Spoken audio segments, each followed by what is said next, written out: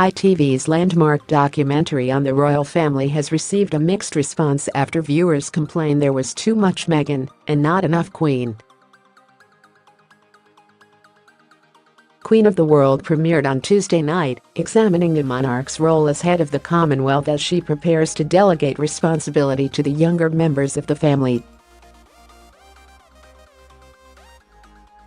The first installment of a two-part series, it was billed by the broadcaster as an unprecedented and exclusive portrait of the world's longest-serving head of state. But just minutes into the documentary, fans had taken to social media to complain producers had given more airtime to the younger royals, in particular the newly married Duke and Duchess of Sussex. Scroll down for video. One Twitter user wrote, "Thought this was meant to be about the Queen. Waiting to hear about the Queen and not Meghan." Another penned, "Nearly half an hour in and number Queen of the World has far too much Meghan and not enough Queen." One scene saw Meghan, 37, being reunited with her wedding dress before it goes on display at Windsor Castle, and talking a royal collection curator through the meaning behind the veil, created by Givenchy designer Claire Waite-Keller. Some viewers complained that odd editing meant same scene was repeated as many as 3 times throughout the hour-long episode. Twitter user Tracy wrote, "Loved number Queen of the World tonight. What was going on with the editing though? Sure, we saw the same clip with Meghan talking about Flowers' veil about 3 times. Another admitted they felt like they were losing their mind rewatching the same footage, penning, how many times did we have to see Meghan describing her veil?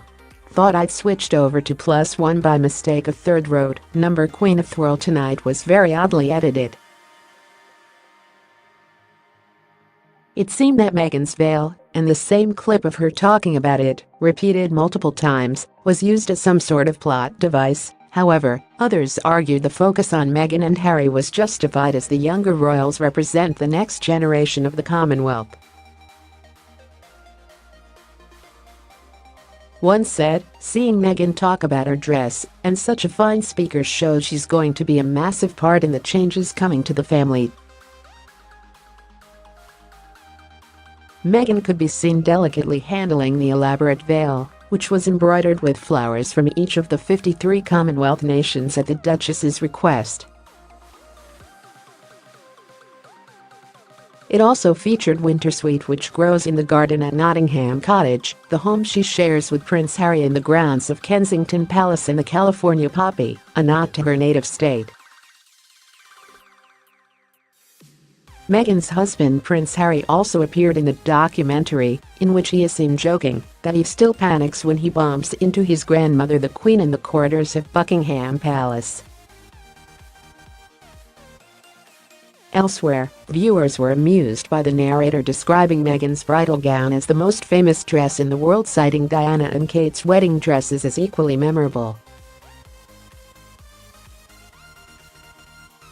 One quipped, "Sorry Meghan and ITV, but the most famous dress in the world has to be Liz Hurley's safety pink dress."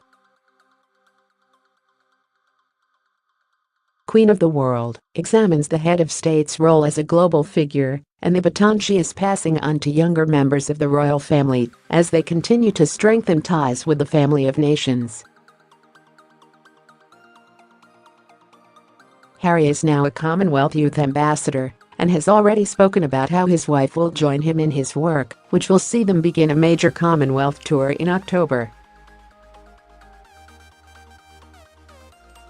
Queen of the World returns next Tuesday at 9 p.m. on ITV.